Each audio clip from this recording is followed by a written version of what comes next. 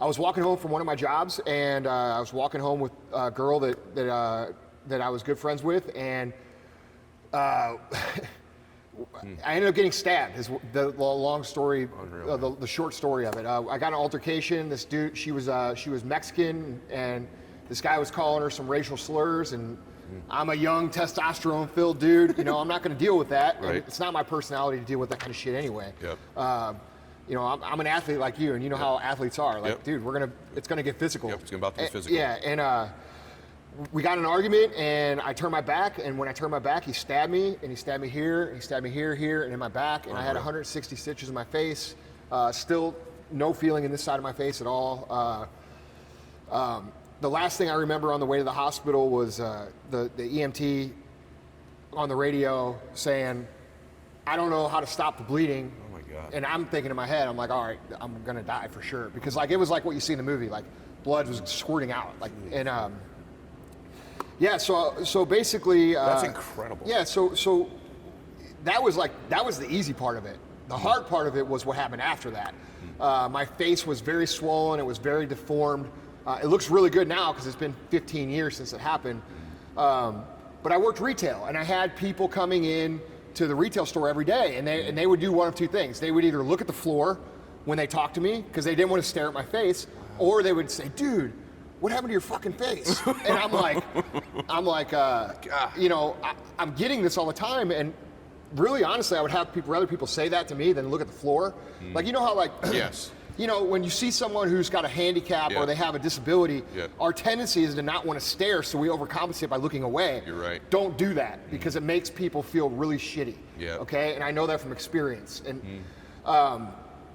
but anyway, I went through very bad depression. You know, my face was messed up. I was a young man. You know, I thought my life was over. I thought my business wasn't succeeding. I started thinking about, like, you know, no woman's gonna ever want to date me. You know, my life is over type of stuff. And you know, I built it into this big deal. I became very depressed, and to a level of suicidal on a regular basis. And I actually was able to come out of that in about 10 minutes time. I was walking through a grocery store, and I was pushing my cart down the aisle, and I came to the end of the aisle, and I hit another cart. And I looked over at the person who ran in the cart, and I looked at him, and I couldn't tell if it was a man or a woman because they were so badly burned. Like, their hands, their face, completely unrecognizable of a man or a woman. And I looked up, and it was a woman, by the way, and she looked at me, and she looked right at my face, and she goes, "Man, what the fuck happened to your face?" and dude, I like start dying laughing, like, because she knows what I've been through, and I know what she's been through. And it turns out what happened was she had been in a plane crash, and her whole family had been killed in a plane crash, and she was the only person to survive. And we sat there and we talked for like 10, 15 minutes, you know, about what had happened to her and what had happened to me, and we had a good laugh about it. We like laughed at other people, like how they were so dumb for like looking at the floor, like all the stuff we just talked about. Yeah. And it changed my perspective immediately. I went from feeling bad, I went from being depressed, I went from having all these struggles to saying, you know what, this is not bad. Like, this is not even this is a good thing. And so I chose to start seeing it as something that would eventually teach me something. And it turns out it ended up being really good for business, because back then when Chris and I would go to trade shows, nobody knew who we were. All right. Okay. After I got stabbed and my face was swollen, I had scars all over it, I would talk to people and they would remember me. So I would go to these trade shows, and people would be like, they'd be like, "Oh, hey, you know, those guys from Supplement Superstore," and they'd be like, "No, we don't know those. You know Andy, the dude with the scars on his face." No way. Yeah, and so what happened was people started remembering us because of it. Yeah, and now they know Andy the multimillionaire, but then it was Andy the dude with the scars on his face. But you know what? When you try so hard to stand out, and it's important in business to stand out and be memorable, I was blessed with an opportunity to make me naturally memorable. Wow. And so it ended up serving me, and that's how I see it now. I actually see it as one of the best things that ever happened to me. I believe that too. Like, by the way, that's probably my favorite story I've ever had on the show, right there. That's probably my favorite story. And let me tell you the reason why.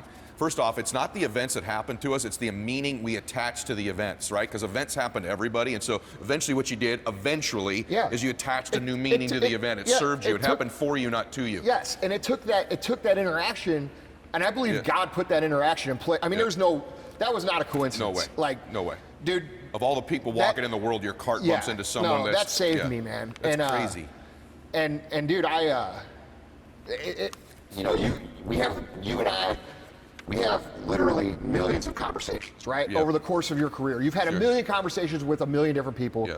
I can definitively say that conversation was the most impactful conversation. Crazy. And it was a random, chance encounter, and it was the most powerful conversation that I've ever had in my life, just because it made me understand that A, things could be way worse, right? Okay, and B, no matter how bad things are, there's always good that can come of them. Yeah. And amen, I believe that totally, totally, brother. dude. And like people will, like when I say that, I always get a lot of pushback. They'll be like, well, what about these kids that die from cancer? Well, yeah, that's terrible. And I agree. There's not much good that comes from that. Right. But the one thing that is good that comes from those kind of situations is that we can choose to appreciate our own mortality and learn how to appreciate the people in our lives while we have them. Because I feel like so many people, they live for this thing that doesn't exist because we're ambitious, right? Yep. We always want more. We always want to do more. We always want to accomplish more. And so for that reason, and I know you've probably had this situation before,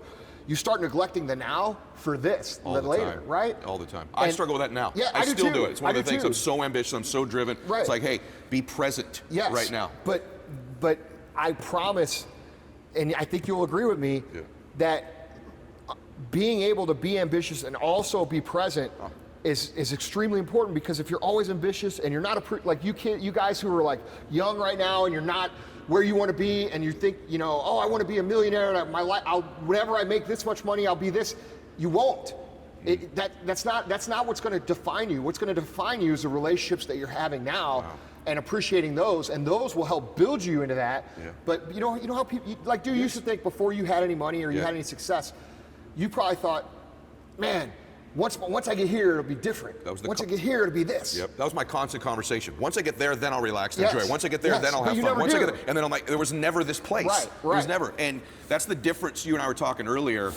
I'm really enjoying this, by the way. It's the difference for me of being successful and being fulfilled, right? You can have all the success and not be fulfilled, but if you can be present now, you can be fulfilled.